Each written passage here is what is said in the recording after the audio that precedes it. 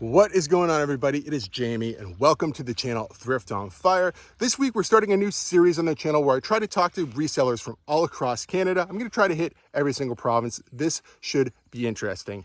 This week, we're going to start with my buddy John from Nova Scotia. If you haven't seen his YouTube channel, I will link it down below, and his Instagram as well. He goes by Reselling with Jon.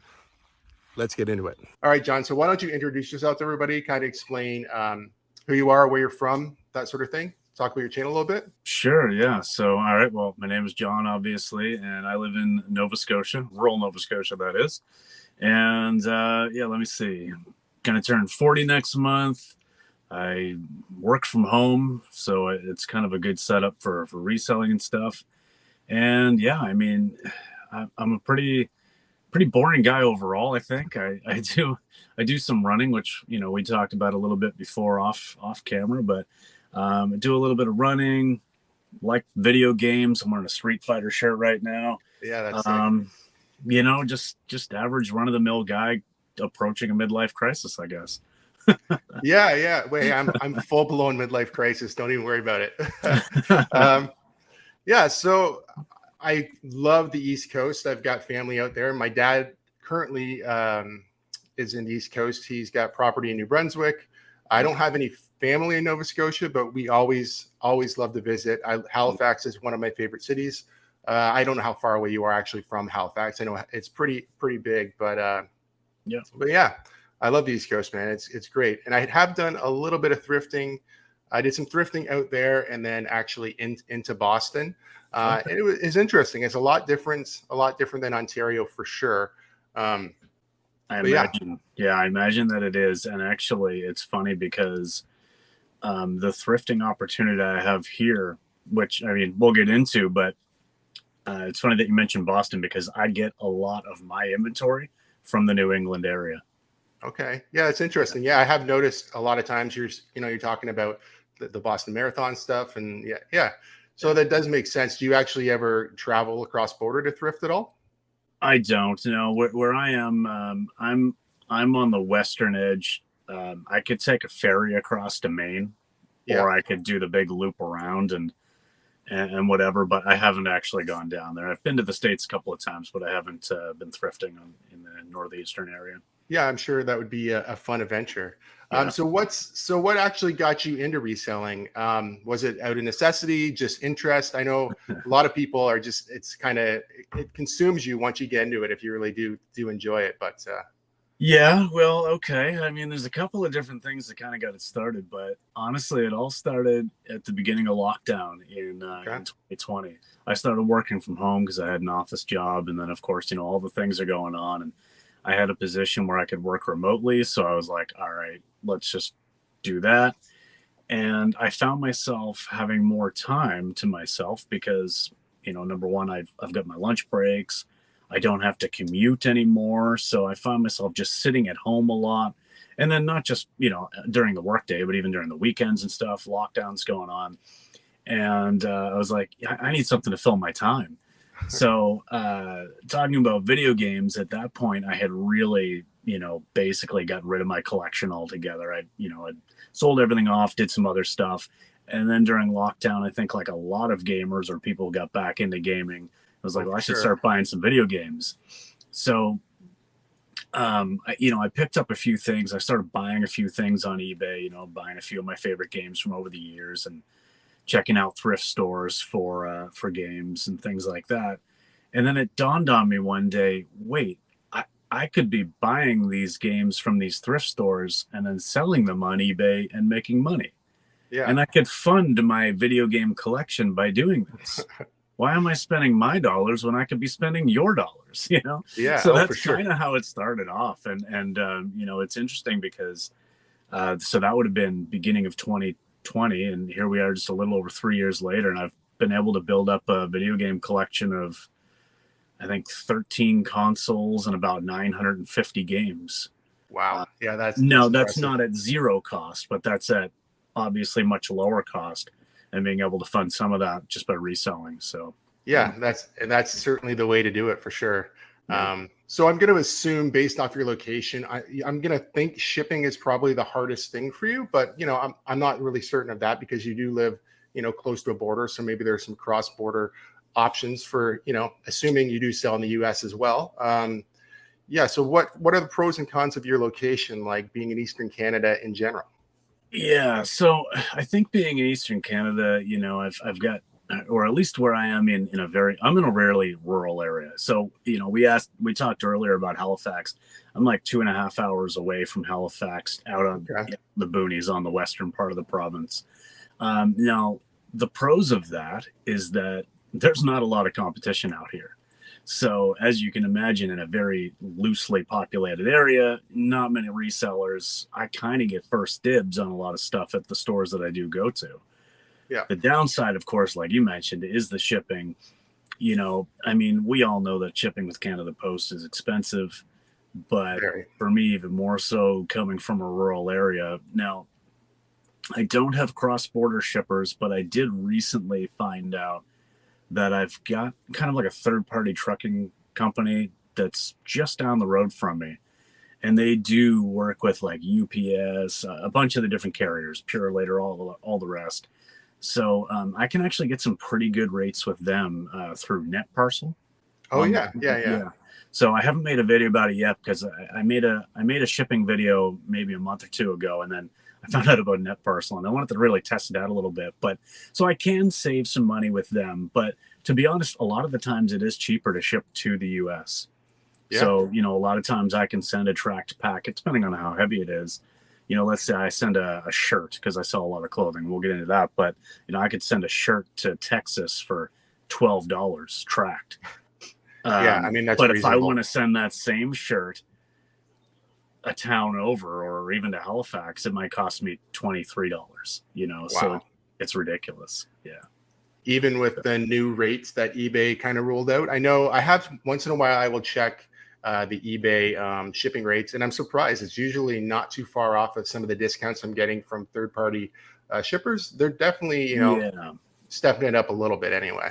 I have noticed in this last few weeks, whenever they made that change here within probably the last month, I don't think I've used NetParcel yet. So I don't think I've actually had to even go through one of the other carriers since they changed the rates, because they have been actually pretty good. So yeah, I guess my caveat to saying, hey, I just found out I have this thing. My shipping situation is always changing, because, I find out this good third-party shipper, and then Canada Post steps up its game. So I'm not complaining. Yeah. It's good. Oh, no, for sure. But definitely, it seems like that's geared towards international shipping, or at least the biggest discounts are on international shipping. And that's why I'm able to send those tracked packets to the US for so cheap, because normally it would be like $20 or $21, but it's actually only costing me like 11 or 12. So yeah, and domestic, it's not tough. As big of a discount, but definitely international is.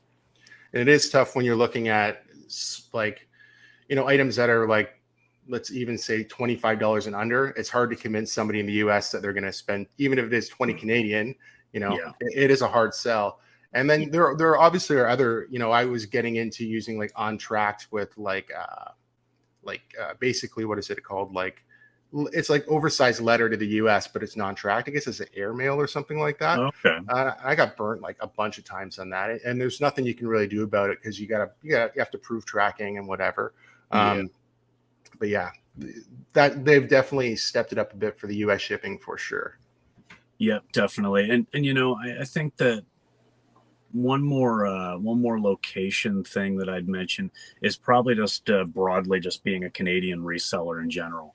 I don't even think it really matters too much, where in Canada you are, but I think probably for the majority of us that aren't living in a big city with your cross-border shippers, is that, we really need to be careful of when we're comping things out, or we're watching other resellers. If I'm learning about the things that I sell on YouTube, and I'm watching all these YouTubers talk about, I get $20 for this, $30 for this, $40 for this, even though that's in US, I need to then do the conversion and allow that extra shipping and say, well, can I still make a profit margin, even pricing my item lower, because the shipping's going to be higher?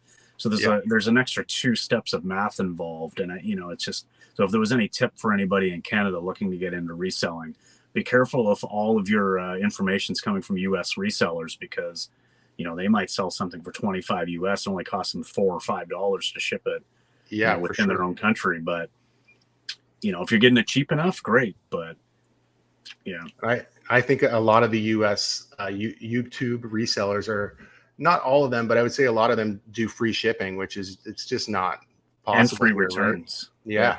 And free returns. Yeah, I can't do that. I mean, you get a couple returns in a month, and that's just, you're screwed. Yeah, for sure.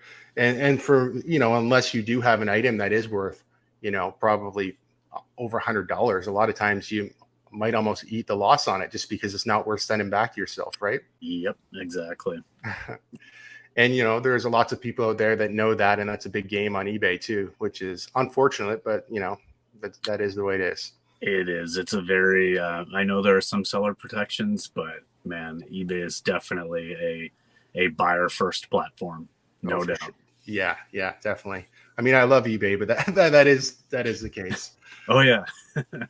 So obviously you talked about video games kind of got you into eBay. These days, what are you focusing on your business? So I noticed you kind of took a turn, and I think we all do. I consider myself a junk seller. I will sell absolutely anything for value. I don't really have a niche, but I do kind of notice you kind of curving into another direction when I'm watching your channel. Yeah. So what started out with video games, there is a reason for it. There's a couple of reasons for it, but okay. So it started out with video games, and that was doing really well for me. Especially early on when I wanted to just, maybe I'd buy a lot of video games locally, sell off what I didn't want, keep the rest either for free or maybe even have made some money on it. But a couple of years ago, I actually moved to this new location. I was living in a slightly more populated area a couple of years ago, and it was a little bit easier to find more video games, more people selling that kind of stuff. So that's one reason why I kind of moved away from it. There's way slimmer pickings here where I am now. But also, I shifted to clothing. I shifted almost entirely to clothing. Not to say that I don't still sell other stuff, but it's just one of those items. It's recession proof. It's everybody needs it. Everybody owns it. Everybody's always looking for more. And when I moved to this new location, I realized that I had some really great thrift stores, some clothing thrift stores nearby. And so I have essentially an endless inventory 15 minutes away from me. And if I want to go another 20 minutes from there, I've got another really great store in the same chain. So, it was kind of out of necessity to make the switch, but then also it's been crazy. Switching to clothing, and actually mostly women's clothing, which, trust me, is the very last thing.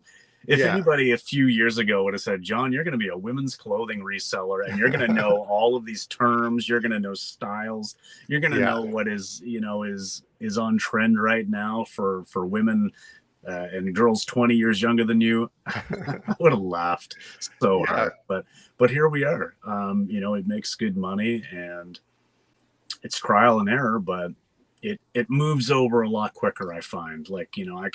I can basically really stick to a business model where I think this will sell in 90 days and go with that 90-day kind of turnover business model and generally be right about it, right.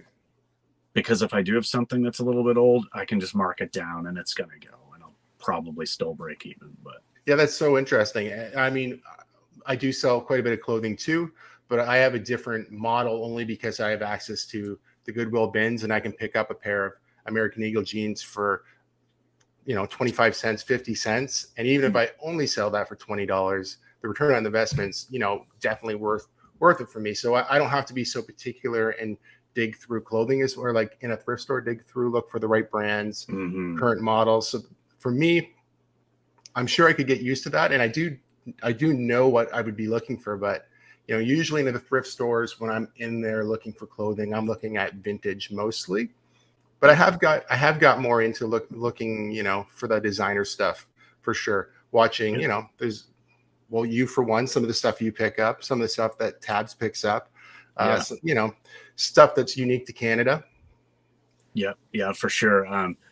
You know, Tabs was one of the first people I started watching. Definitely, she's got some great information for resellers looking to sell some clothing here in Canada. But I agree, and I understand where you're coming from. If I had the bins, if I could do things, you know, pay per pound, I probably would be way less selective. But my average buy cost is about $6.50 after taxes. You know, so that's shirts, jeans, whatever it is, jackets, whatever else. My average buy cost is about $6.50. So really, I do kind of need to hit that $20-$25 minimum, or what's the point? For sure. That Right? No, that totally makes sense. I'm typically looking for a $30 sale. I don't know what my average buy cost or sale price is. It probably is like low 30s, and I kind of need to be there. Otherwise, I'm just touching a lot of items for low return. Yeah. Oh, that totally makes sense. I know the last time I was actually at the bins, well, 2 times ago now, I started talking to this one girl, and she was picking very particular stuff up. And I'm like, where are you going to sell this? And she's doing Poshmark lives, and everything starts at $5. And she said she's doing this full time. She's not even going to bother selling on other platforms anymore. Just Poshmark live, $5 items.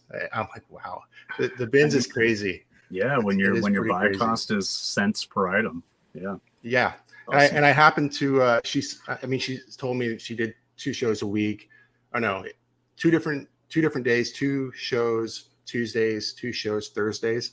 I tuned into one, and I'm like, I couldn't believe the people in there like buying stuff, and then you know adding on these things that I would have never probably even thought to pick up, and people were loving it. Just cheap good items. I mean, good items, but definitely very inexpensive. Yeah, no, that's awesome. I don't know. I thought about doing live shows and stuff, but it seems like a lot of work to get it set up for the live shows. I don't know. So hack for you. Okay. If you don't have to do live shows where you are live in front of a camera, there's silent shows. And those literally you just pick. So there's no camera. You turn the sound off, and you pick, say, 20 items you're willing to sell or auction off. And you just do it for 15, 30 minutes, however long you want to run it for. Now, I've only sold maybe 3 or 4 things ever on lives, and I'm like silent lives, and I've only been doing them for about 2 weeks. Okay. But what I have noticed after you do a live, the next day I get 3 to 4 full price sales almost always. So it definitely somehow pushes you in the algorithm, because I wouldn't go back and do it personally, spend 30 minutes to get maybe one sale, but it does seem to really boost you in the algorithm. And I think it's because that's something they want you to do, and you're getting rewarded for it. They're pushing it.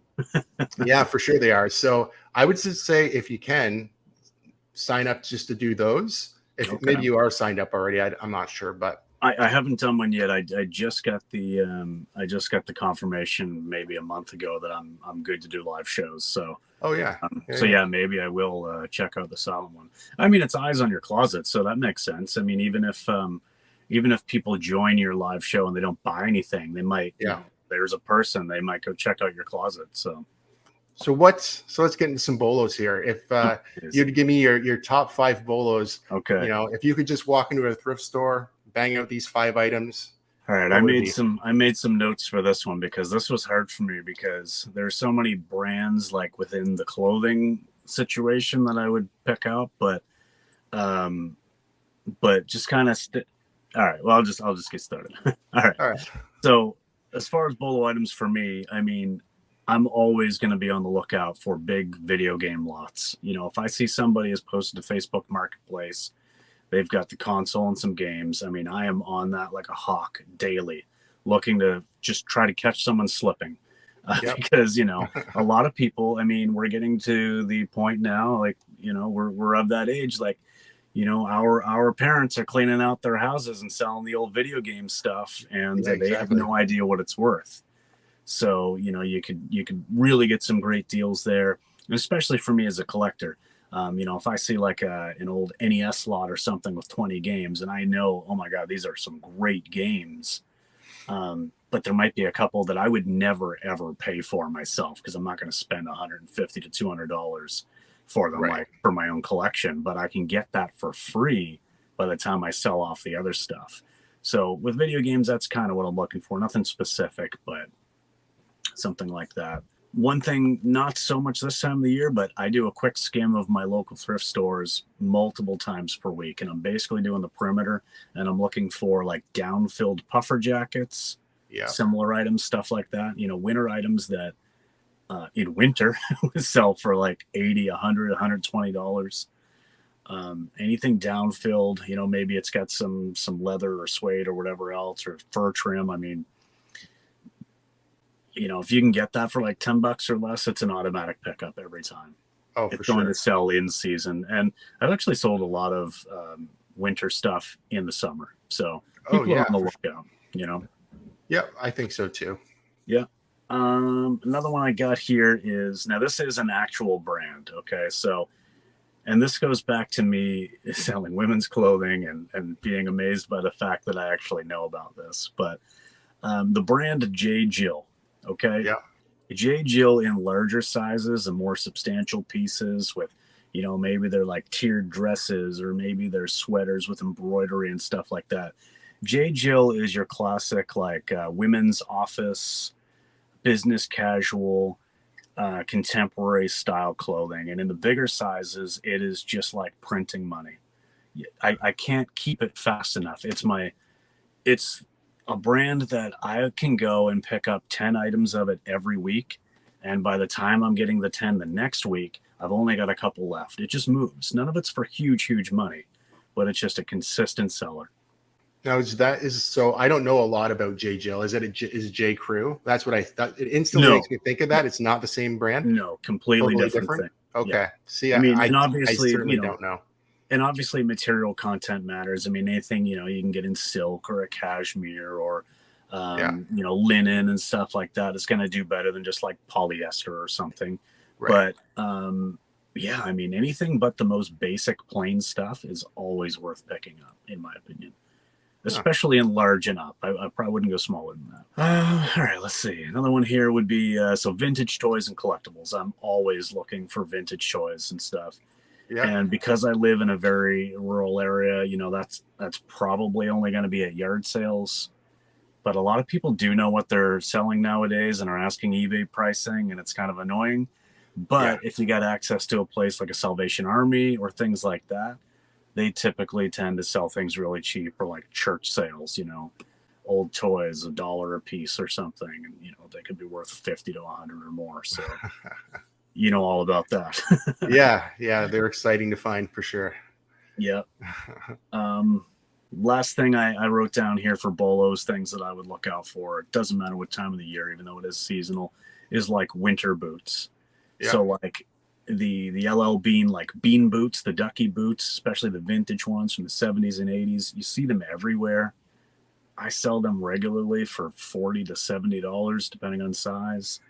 Things awesome. Like Sorel boots, like, you know, your waterproof or weatherproof Sorel boots. Uggs, I know Uggs have kind of declined a little bit in recent years, but they're still a consistent seller. I'm always looking for those, and condition doesn't matter too much on those, as long as the sole looks okay. That's the biggest thing. Yeah, I find the same. Like, especially with winter boots. I mean, the price of new, like, quality boots can be like $200 or $300 for a nice pair of boots, right? So if somebody's getting a good deal, you know, they'll usually pay up pretty good for it still. Oh yeah, and like my Poshmark sales from November to February, like every third or fourth sale is like a winter coat or winter boots, and those are those high average sale price items. You know, those are gonna make it for you. So, you know, you're selling those at 50 to 80 or even more every time. It's perfect. All right, so a good segue here, I think, is, so now that we kind of know what you're looking for, when you got started, what do you think you wish you would have knew? Like, obviously these brands would have been a good thing to know when you got started, but yeah, would have been nice to know. Okay, well, the thing I think back to all the time, because I do still have some old inventory that I haven't quite donated out yet. I try to clear things out every 6 months or so, but just because I think something is cool doesn't mean anybody else does, or that they're actually going to pay money for it. Yeah, I'm guilty of that. I think that's the biggest thing, because when I got started, I'd be walking down the aisles of Value Village, seeing all these cool T-shirts, We're like, oh man, someone will definitely buy that. Someone will definitely buy that. No, they won't. Like, it's so saturated. Don't buy the superhero tees. Certain band tees, yeah, especially if they're vintage. But like, just because you think something is cool does not mean it's valuable. And Yeah. I would, if I could slap that into myself 2 years ago and have done it over, I probably would have saved myself some time and money and frustration. But Yeah, and it is. I find it's hard to convince yourself, or it's hard to keep that in your mind when you're out. A lot of times, I'll get excited about stuff, and then I'll get home with it, and it'll be like, "This probably wasn't the best idea, right?" But yeah, yeah, it is hard to break those habits. it is. And, you know, I mean, the best advice would be just to advise everybody just to check your sold comps and check the sell-through rates. You know, how many is available, how many have sold in the last 90 days, what do they actually go for? Not what's listed, because you're going to see sponsored ads. You know, you're going to see sponsored listings on eBay where someone's asking $90, but that item hasn't sold for more than 20 in the last 90 days.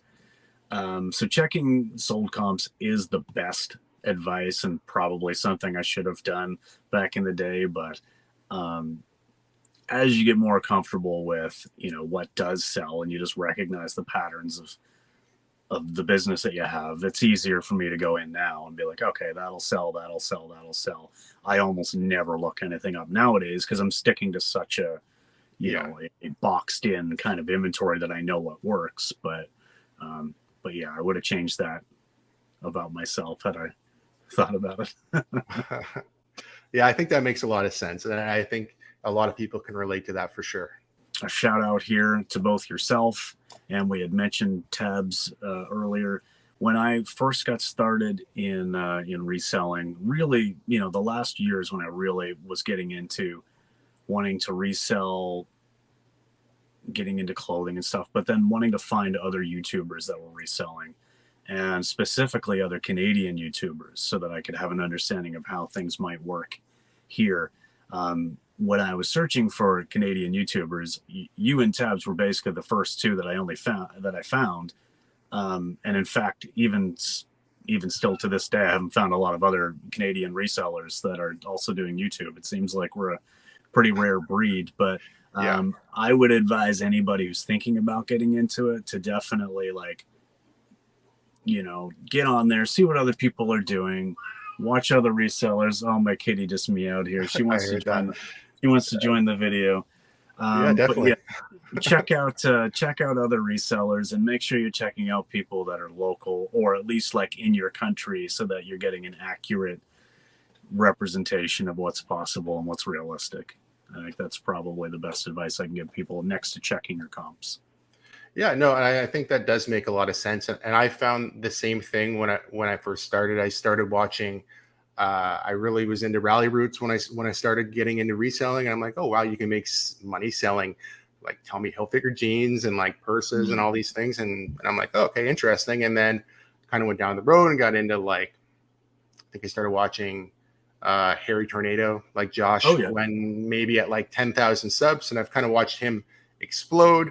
And then, you know, I still do watch quite a bit of reselling content, but it's a little bit more boring stuff these days. Like, you know, I find like Commonwealth Picker and Shed Flips and stuff like that. The guys who are really, I just tend to stick to the guys who are really into reselling, where I find the first two I mentioned, I still really like those videos, but I feel like they're more entertainment than quality information, right? Yeah, you may not be learning as much. I feel the same way. And actually, I watch Shed Flips too. Lonnie and Candace are great. Yeah, absolutely. I love their format. I love their setup, and they're doing great. You know, they're at almost 50,000 subs now, and good inspiration for us new guys. Come on, Katie, jump up. Come on, jump up. Be part of YouTube. There we go. So everybody, this is Marley. This is my 18-year-old. Wow. Oh yeah, she's having a hard time here. So this is my 18-year-old Siamese, and anybody who watches my channel has heard her in the background already. And so anyway, she wanted to make an appearance, although she's struggling now to make it seem like it wasn't her idea. Yeah, that's awesome. We're definitely cat people around here. So yeah. Thank you so much, John. I really do appreciate you taking time out of your day to do the interview. It was really nice chatting with you. It was excellent to see your cat at the end of the video. I think that'll really boost the numbers up. Cats and YouTube were definitely made for each other. Yeah, if you guys like videos like this, please give it a thumbs up. If you're not subscribed to me or John, please do that. And we'll see you in the next one, guys. Take care.